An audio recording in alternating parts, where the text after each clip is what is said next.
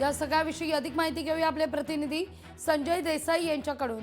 संजय, काय नेमकी या अल्पवयीन मुलीवर अत्याचार करणाऱ्या 2 सराईत गुन्हेगारांची पार्श्वभूमी आहे?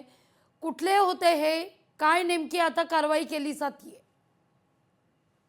आपण पाहिलं तर किती घृणास्पद हा प्रकार आहे, राज्यात खळबळ उडणारे प्रकार आहे। सांगलीमध्ये गेल्या वर्षभरामध्ये 7 खून झालेले आहेत, त्या आणि बरेच असे अत्याचाराचे प्रकार सुद्धा घडलेले आहेत। मात्र याकडून जाणून बुजून पोलीस दुर्लक्ष करते का असं एक वाटतंय, कारण असा प्रकार घडणं म्हणजे पोलिसांची जबाबदारी आहे की त्यांचा वचक राहिलेला नाही। तृप्ती देसाईंनी जे काय सांगितलं ते त्या पद्धतीनेच आहे की वारंवार सांगलीमध्ये खुनाचे प्रकार घडतात, अत्याचाराचे प्रकार घडतात, मात्र पोलिसांचा धाक राहिलेला नाही आहे। तब्बल 8वी मध्ये ही शिक्षण घेणारी विद्यार्थिनीवर अशा प्रकारचा अत्याचार होतोय, हा गुन्हास्पद आहे। दोन्ही आरोपींना अटक करण्यात आलेला आहे। आज त्यांना पोलीस न्यायालयामध्ये हजर करणार आहे, त्यानंतर न्यायालय त्यांना किती दिवसाची पोलीस कोठडी देईल आता हे पाहणार आहे।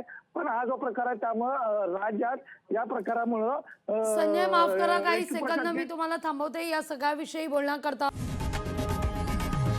लोकशाही मराठी ऐका, पहा, जागरूक रहा।